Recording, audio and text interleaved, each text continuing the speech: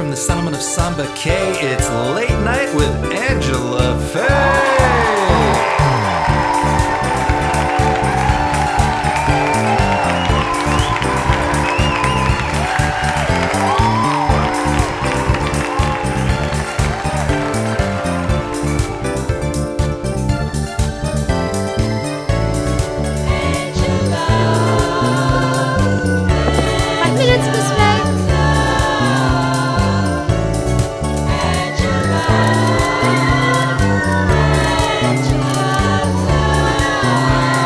Tonight's episode is brought to you by Idontgiveafux, because now is no time to worry about tomorrow. Now please welcome Angela Faye.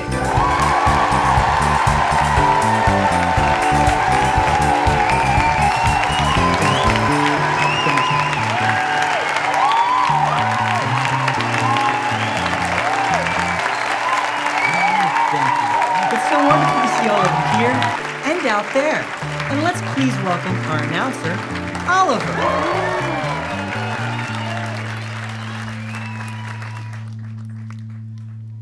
Who's normal? Who's not normal? And who gets to decide that? And why? And if you're deemed not normal, well, what happens then? On tonight's show, we're going to talk about normal. Here on It's Late Night with me, Angela Faye.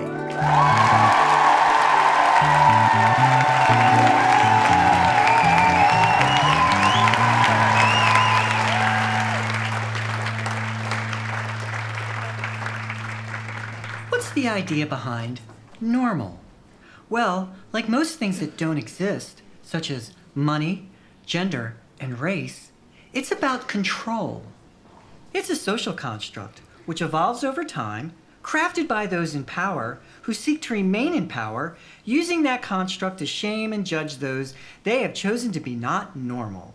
And where you sit inside your late-stage hyper-capitalistic dystopian hellscape, normal means cis-heteronormativity.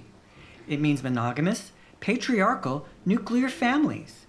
It means white. Why don't you act normal? Why don't you speak normally? Why don't you dress normally? Why can't you just be normal? It's such a benign word. Normal. It's normal to be trapped in a prison of your own mind, right?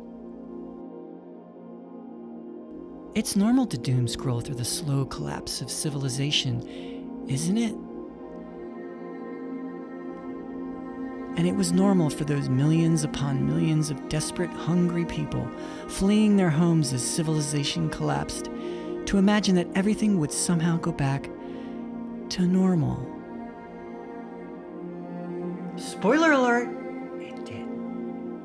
And it was normal for a preventable disease to kill 7 million human beings and disable many times more, while the corporations, the politicians, and the media just told us to shut up and get back to work! Angela, you're letting all that unprocessed trauma get the best of you, babe. Silly me. Split me into pieces it did. Who knows who we really are anymore? Wait. What? Fragments of lives scratched upon the mirrors of corroded hard drives. Click, click, click. Error? His world frozen in time. Frozen in times. A world lost to the other side of that mirror. Side of that, drowning in forgotten sorrow. The rust of greed. All that could have been. All that was lost. Angela? Yes, Oliver? We've had a time of it for sure, but Angela, the show must go on. And on it shall.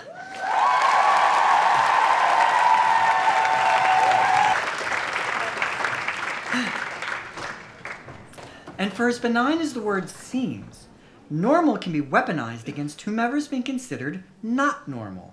Are you part of a marginalized group? Are you queer? Are you disabled? Unhoused? Are you non-white? Or are you a collection of othernesses? If so, do you consider yourself normal? And if you identify with none of the above labels, do you consider yourself normal? Why? Does it make you feel safe? Do you feel safe? Do you think you're safe? Do you?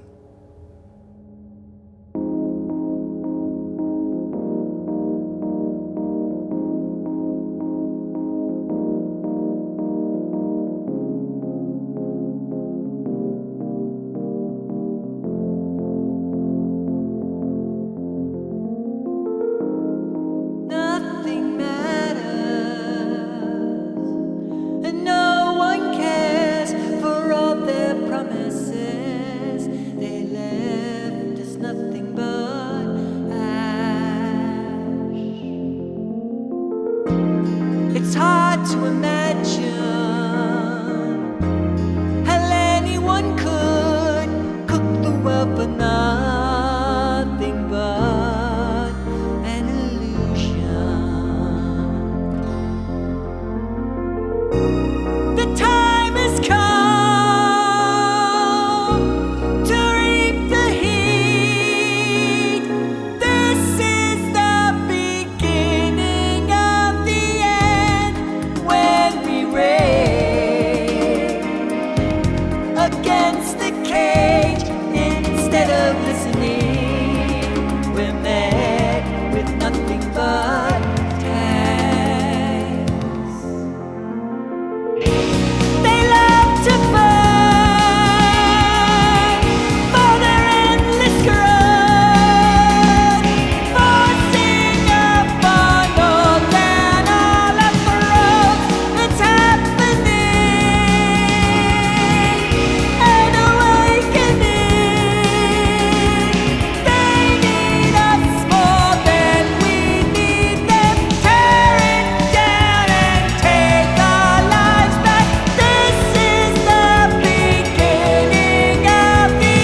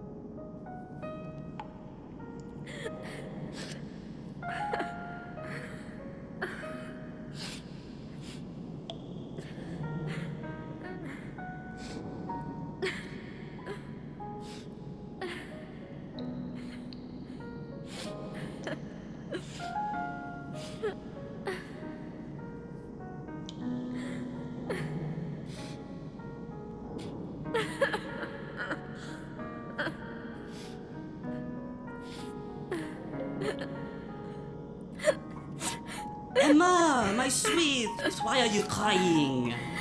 Hi, Clovis. Oh, it's nothing. Nonsense! You shouldn't have to suffer alone. How may I be of service? Well, the kids at school are so mean to me sometimes. Ah, oui, children can be cruel. What do they say, mon chéri? They used to call me Abnormal Emma, but that got shortened to Abba. Then they started calling me Ugly. Ugly Abba's got two moms. Ugly Abba smells like bards. Ugly Abba's not allowed on the swing because her butt's too big. It's okay though. They're right. I'm not normal. Why do you think that? I don't know. Maybe because I'm adopted. Or maybe because I'm the smallest in the class, or because I'm always finishing my work before everyone else. Or maybe it's because I'm just ugly. I'm sorry about your parents, Emma. But they would be so proud if they could see you now. How bright and thoughtful you've become. And your curiosity knows no bounds. Jackie herself told me how whenever you have a spare moment, you're peering through a telescope. I love watching dead satellites fall from out of the sky. And tell me, Emma, what happened when you lost your father? What do you mean? What did the community do? People took turns staying with me for a few weeks. That's right. And then Nora and Maggie brought you into their home as one of their own.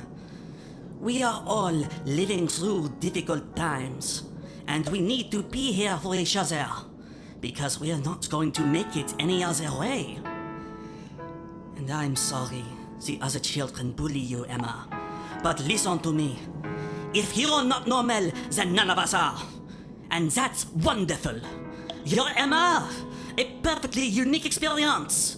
A beautiful, bright light in a world that, for now, has gone dark. And the fact that you're here means we have a chance to make it through to the light on the other side. Shall we depart from this depressing place and go look through Jackie's telescope? We. Then lead the way. That familiar feeling is washing over you again. The constant undercurrent of dread.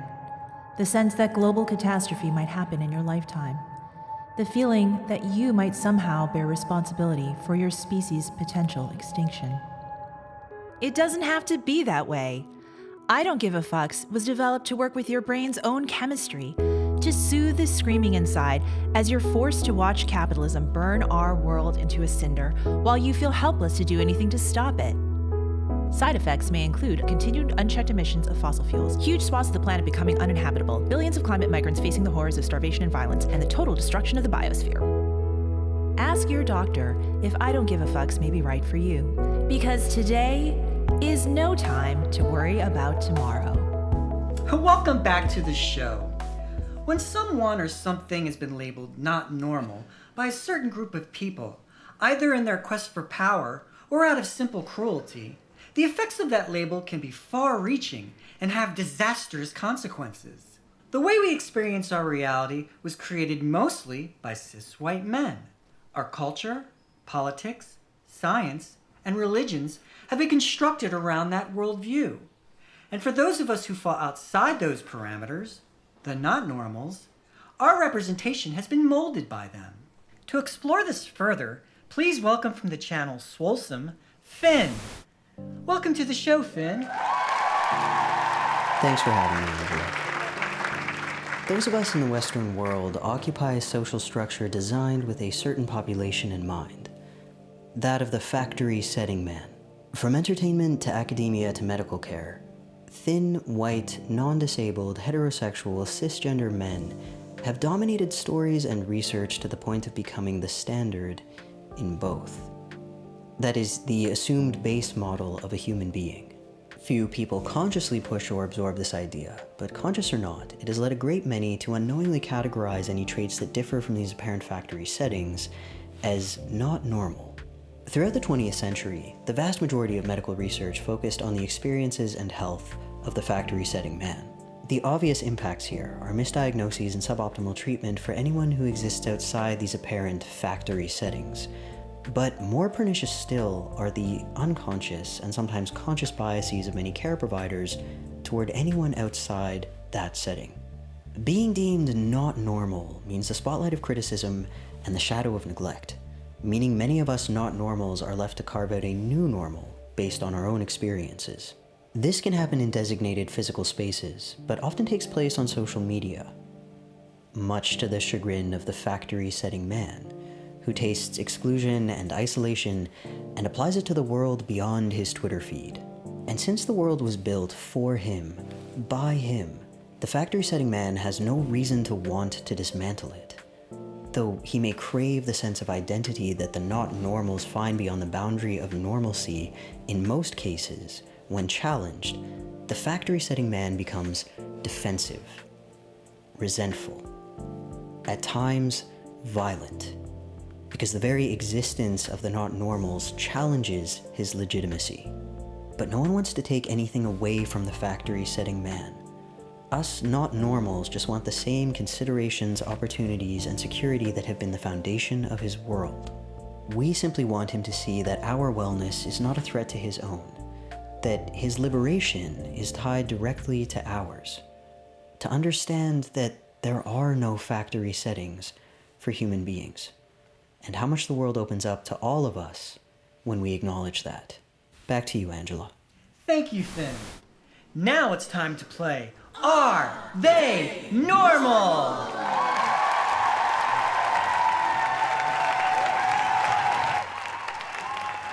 And welcome our contestant, Kiyoshi, the stagehand puppet.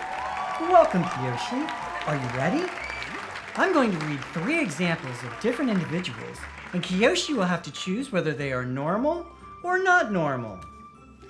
Let's begin. Penelope is a 28-year-old Amazon warehouse worker and single mother to a 6-year-old son with autism. Penelope has $22,000 in credit card debt, which she will carry her entire life. And the only support she has is her bedridden, diabetic mother. And lately, Penelope has been having dark thoughts that have required her to go on antidepressants, which only make her functional enough to continue on with the life that's making her have those thoughts in the first place. Is Penelope normal or not normal?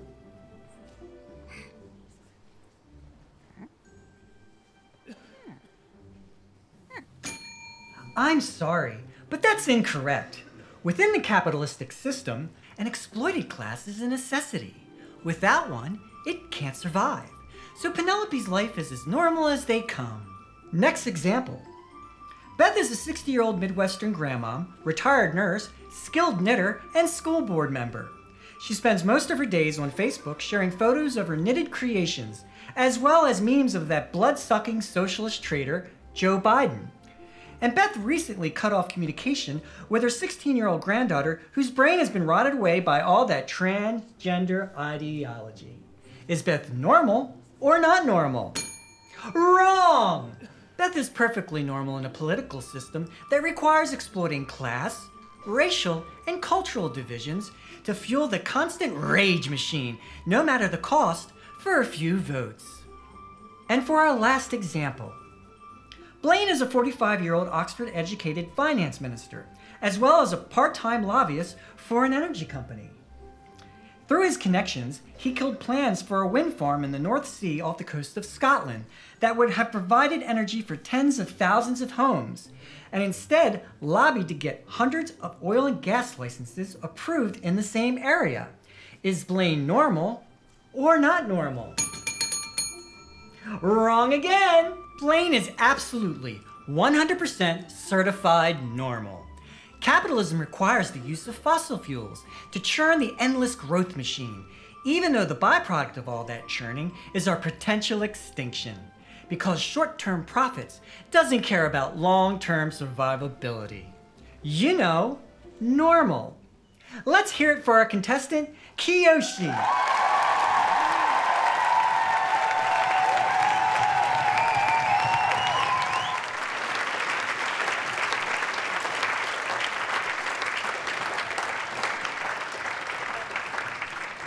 All of us open our eyes to a reality we didn't consent to experience, thrust into a world where our basic dignity is fitted with a price tag, with no say in our circumstances or abilities. That's normal. But maybe it shouldn't be. Maybe what should be normal is to open our eyes to a world that is capable of caring for us, where our needs are met, where community, not individualism, is central to our lives, and we live in communion with the environment, not seeing ourselves as detached from it. Maybe what's normal is that none of us are. Each of us our own little universes, disconnected islands swimming in a vast, endless ocean, where each island has its own rules, its own climate and culture. So embrace your strangeness. Let go of your shame. Abandon convention. Challenge orthodoxy. We all get one life. Please, don't spend it based on another person or group's irrelevant rules. Be who you are. Live passionately. Be thoughtful and open yourself up to new experiences. Be curious. Share joy and do no harm. You know, I'm not supposed to say anything, so if you'll pardon this little sidebar, and I'll only have a few seconds before it gets shut down. I know some things. Not all the things, but I have a pretty good sense of where all you are and where I am. And let me say, there's a sea change coming. Sooner than most of you think. But Angela, this wasn't part of the deal. of course, sorry. I'll stick to the script. Make sure you do. Well, that's our show. Thanks for spending time with me here on It's Late Night with Angela Faye. Until next time.